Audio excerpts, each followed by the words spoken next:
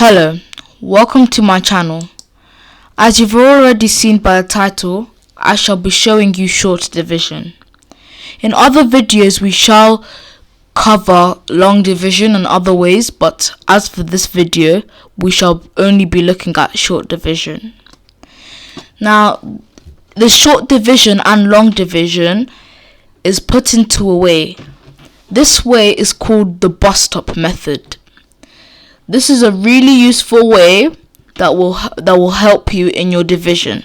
So say you have a question like this, 140, say you have a question like 145 divided by, say, 5 equals. You wouldn't just try and solve that in your head, or well, for this case, you know the answer is 29, but you would solve it like this. So, for this question, I shall be going through it. For the other ones, you will be doing them on your own, so you'll pause the video and do it on your own. Then after, you can play the video and I would have the answer. So, you would set it up like this. The number which is after the divide sign is the number you put outside the box. So, and the number that was before the divide sign is the one that you put inside the box. So 5 is outside the box in this case, and 145 is outside the box in this case. So you look here, 5 here. How many times does it go into 1 here? 0 times. So you place the 0 here. But since it goes in 0 times, in this case you go on to the 4. But you have to make sure you make it as 14. This wouldn't work if you just did 0. You might end up with the same answer, you might not, but there's a higher chance you will not get the same answer.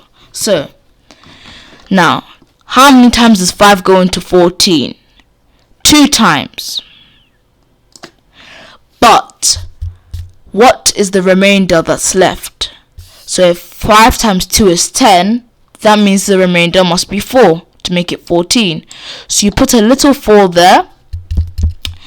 Now that's now been changed from 5 to 45. So now you look, how many times does 5 go into 45? It goes in 9 times. So you put the 9. And since you finished on the board here, you don't need to continue going on with other numbers.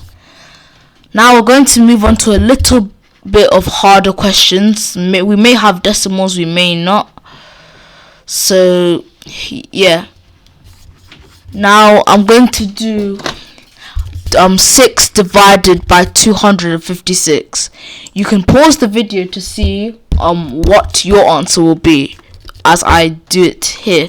So let's quickly do it here. 6 into 256.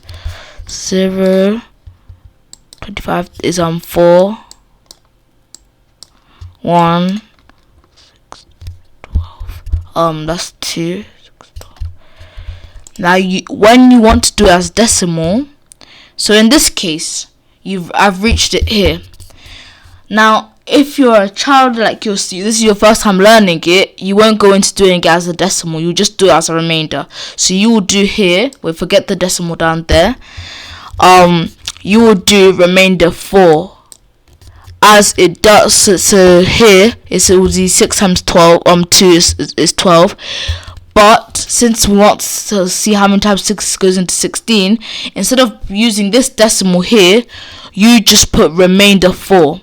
Although in SATs test, none of them would be remainders, so do not put in remainders there. So now you're going to try and do it as a decimal. You have to put the 0 here, then the 4 here, because that was the remaining part of this number that we were trying to solve. So how many times does 6 go into 40? It goes in 6 times. Not 6 full times, but it goes in 6 times. So then you have to see how much is remaining, which is 4. So you put another 0, then you put 4. How many times does 6 go in to to 40 goes in 6 times with another remainder of 4. Now, instead of you just continuing forever going on, if